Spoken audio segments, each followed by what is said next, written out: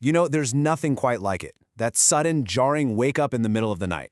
Today, we are going to crack the code on why it happens and, way more importantly, what you can actually do about it. So let's dive right in. Right? You know exactly what I'm talking about. One minute, you're deep in a dream, and the next, your eyes just fly open. You're just staring up at the ceiling, totally and completely awake, with no clue why. And look, if that feels familiar, you are so far from being alone. A staggering 60% of Americans over the age of 60 deal with this exact thing. For a lot of them, it's an every single night occurrence. Now, I'm willing to bet you might have even mentioned this to your doctor, and maybe you got this super frustrating response, right? Oh, it's just a part of getting older. You have to learn to live with it. Well, let me just say, based on all the science we're about to go through, that idea is completely and totally wrong. Okay, so first things first. Why then? Why does it seem to always happen around 3 a.m.? Why not 1 in the morning or 5? Well, it turns out there is a very specific biological reason for this 3 a.m. window, and it all comes down to the science of our own internal clocks. And the answer, really, lies with this little thing called your circadian rhythm. You should think of it as your body's master clock. It's running the whole show, 24/7, controlling everything from your energy to your hormones. And it's those hormonal shifts that are the real key here. So picture this. Around 2 to 4 in the morning, your body is performing this really delicate biological handoff. Cortisol, which is your get-up-and-go hormone, it starts to rise to wake you up for the morning. But at the exact same time, your blood sugar is hitting its lowest point all day. And on top of that, your brain is shifting into a lighter stage of sleep, which makes it kind of hyper-aware. Now, when you're younger, this all happens pretty seamlessly. But as we get older, if any one of these signals gets a little too loud, bam, it jolts you awake.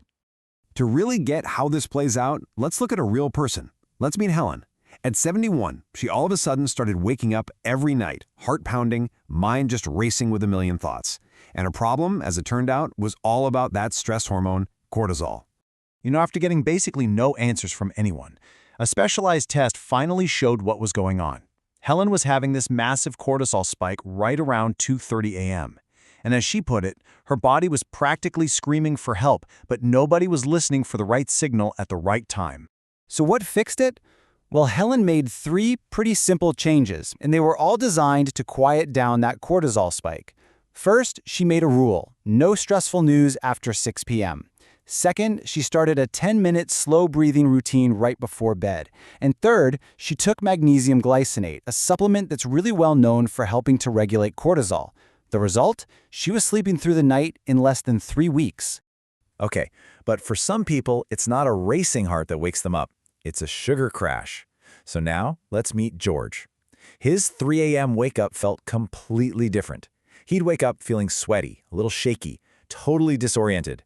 This wasn't a cortisol problem, this was a blood sugar problem. And George's quote here just nails the whole issue. His doctors would test his blood sugar in the morning, at 8 a.m., and it always looks fine, but they were missing the whole point.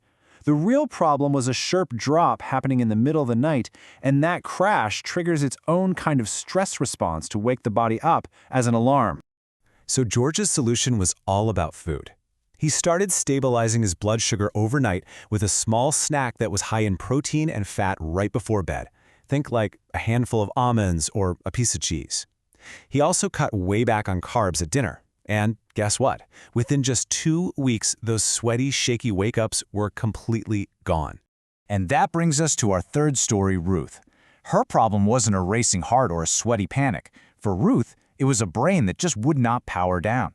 The second she woke up, it was like a tidal wave of worries just washed over her, and she couldn't stop it. What I love here is what Ruth figured out. She learned that as we get older, our brains naturally produce less of something called GABA. GABA is a neurotransmitter that basically acts like the brain's off switch. So it wasn't that her brain forgot how to be quiet, it just needed a little help finding that off switch again. Ruth's fix was this cool 3-part strategy to give her brain's off switch some support. First, the phone got moved to another room. No exceptions. That blue light can really mess with your sleep. Second, if she did wake up, she used a neat trick called cognitive shuffling, which is basically just picturing a series of random, boring, unrelated objects to gently steer her brain away from anxious thoughts. And third, she took L-theanine, an amino acid that naturally supports the brain's GABA production. So there you have it. 3 different people, all waking up at 3 a.m., but for 3 totally different reasons. So now let's pull all of this together into a simple tool that you can use to figure out your own potential fix.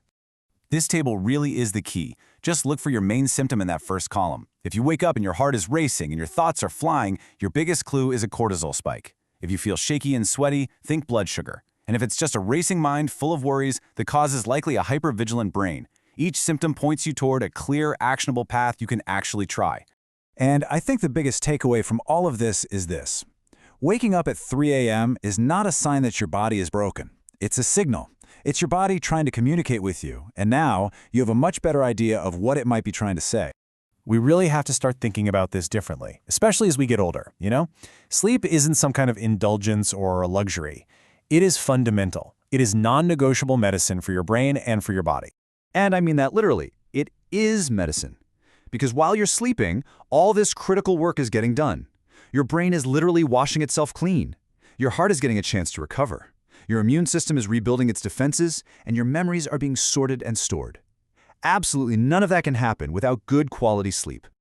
So I'll just leave you with this one question. The next time you wake up in the middle of the night, try not to just get frustrated. Get curious. Listen really closely. What is your body trying to tell you tonight? Thanks for watching.